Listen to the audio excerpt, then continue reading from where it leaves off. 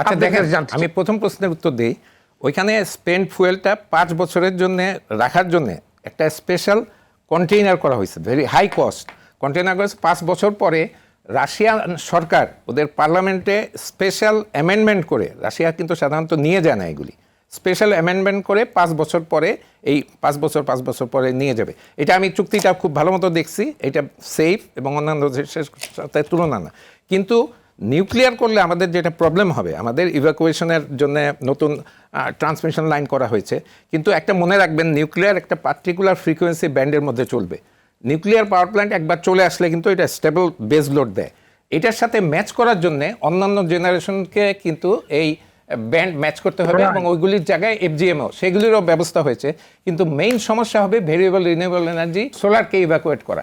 আমি সাজেস্ট করব সোলারকে গ্রিডের যতটা পারে দেখ, কিন্তু ডিস্ট্রিবিউটেড জেনারেশন। যদি খুলনা এলাকায় বড় ধরনের সোলার হয়, খুলনা বরিশাল ওইসব জায়গায় গ্রিডে না দিয়ে ওইসব জায়গায় দেওয়ার ব্যবস্থা করা।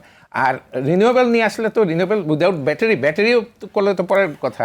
উইদাউট ব্যাটারি রিনিউয়েবল যে আওয়ারগুলি হবে, সেই আওয়ারগুলিতে রিনিউয়েবলকে প্রেফারেন্স দিয়ে ওই সময় বেস লোড যেমন কোল টোল আছে, এগুলির ভেরিয়েবল লোডে ফুয়েল কনজামশন কমায় দিয়ে নিয়ে আসতে হবে এবং পিক আওয়ারে ওইটা ব্যবহার করা যাবে। কিন্তু এইগুলি সমন্বিত করতে হলে যে দক্ষতা শ্রেডার বা ওদের, সেইটা কিন্তু এই মুহূর্তে নাই।